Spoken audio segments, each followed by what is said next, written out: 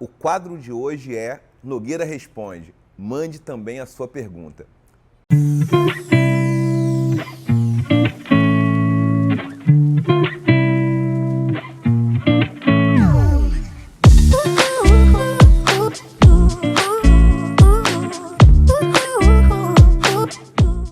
Primeira, Rosemary Pimenta, no Instagram, @Rosemary_Pimenta, com H no final.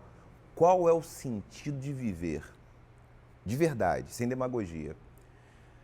Rosemary, a vida é plena de sentidos. O que eu posso te sugerir para a gente conversar mais sobre isso é se você tiver a possibilidade de acessar o curso Qual o Sentido da Vida, que está na plataforma da Casa do Saber. Eu falo melhor a respeito disso.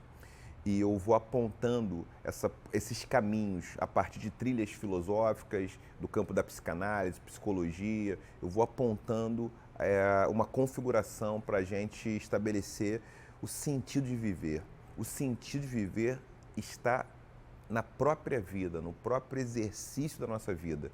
Tem a ver com a nossa conexão, com conexão afetiva. A gente pode encontrar um sentido da vida à medida que nós estamos em conexão conosco. Isso ajuda a encontrar o sentido. Depois nós temos Harlem Manhães. Estou lendo seu livro Porque Amamos e tenho dúvidas com relação ao papel da ancestralidade no relacionamento de um casal. Até que ponto essa interferência é boa ou ruim para a manutenção do casamento? Queria saber sua opinião. Harlem Manhães, meu caro, só para checar um pouco, tem que ver qual o contexto, você está falando um pouco sobre isso. Provavelmente logo no primeiro capítulo em que eu trago sobre Bonfils Sommet, e que ela está falando ela fala do espírito da intimidade. Eu faço uma interpretação desse livro mais especificamente. Ancestralidade não tem relação com uma interferência exatamente, não uma interferência, mas é um tipo de intervenção para contribuir para fazer a gestão de conflitos.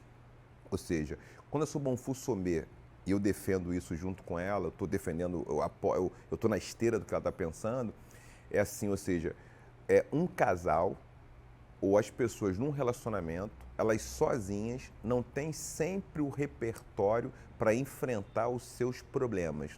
Ou seja, então a sua Bonfils Sommet, ela dizia isso, né, que ela sempre convidava outras pessoas para ajudá-la no casamento dela.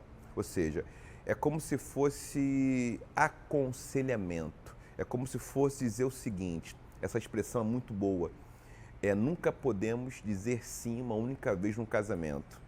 A gente precisa sempre reeditar, reorganizar, repactuar.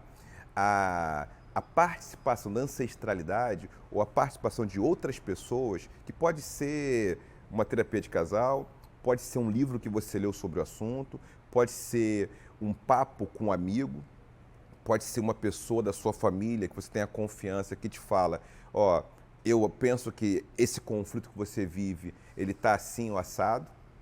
Então, você vai ter o quê? Vai se municiar de ideias, de outras vivências para você tomar a sua decisão no seu relacionamento. Então, não é uma interferência, mas é um apoio, é um suporte. A gente precisa sempre, às vezes, consultar outras pessoas para tomar uma decisão que é muito necessária, que é séria na sua vida sentimental, amorosa.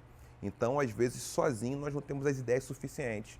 Muitas vezes, uma pessoa te dá uma luz, te dá um toque, e isso te ajuda a fazer melhor o seu caminho na sua relação conjugal. Então, é por aí. Mariana C. Moraes. Gostaria de saber mais sobre os projetos de filmes e livros infantis. Como podemos acessá-los? Alguns livros meus estão disponíveis, tá?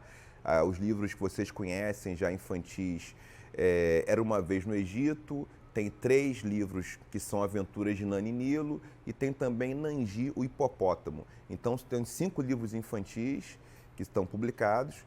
Talvez, assim, os filmes que eu roteirizei, que eu fiz roteiro e produzi, são os filmes de Nani e Nilo. Vocês encontram também disponível no YouTube, a maioria deles, ou também vocês podem acessar em festivais. Então, Os livros são Era uma Vez no Egito, vocês encontram por aí, está disponível. Vocês encontram Nani Nilo na Cidade Verde, Nani Nilo, Que Jogo é Esse? Nani Nilo, Aprenda a Dividir. E o mais recente, o livro que saiu em 2021, é Nanji, o Hipopótamo, o livro infantil mais recente. E vai chegar coisa em 2022, tem um livro para sair também, tem livro infantil para chegar, agora em 2022, tá bom? Flazinhas, @Flazinhas. Professor, o senhor acredita que a via política é o caminho para mudar o atual estado das coisas? Ou seja, o racismo, o ódio de classe, a LGBTQIA+, fobia? Flazinha, sem dúvida nenhuma, esse só é um problema da ordem política, isso não é da ordem das relações interpessoais, não é uma coisa individual.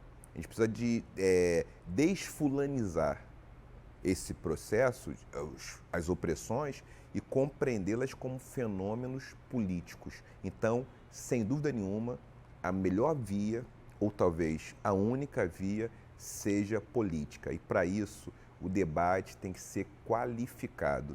Não pode ser feito em cima de jargões, de palavras de ordem e de um imaginário, de metáforas que são pobres, que não trazem, que não enfrentam a riqueza desse fenômeno.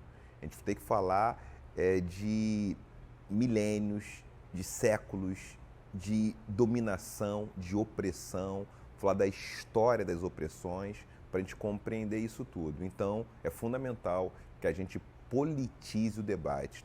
E politizar o debate é ter qualidade técnica para a gente debater, tá bom? E para implementar políticas.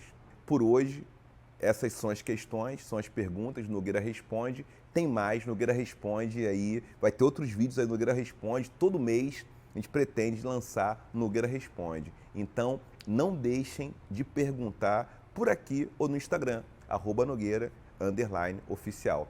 Até o próximo.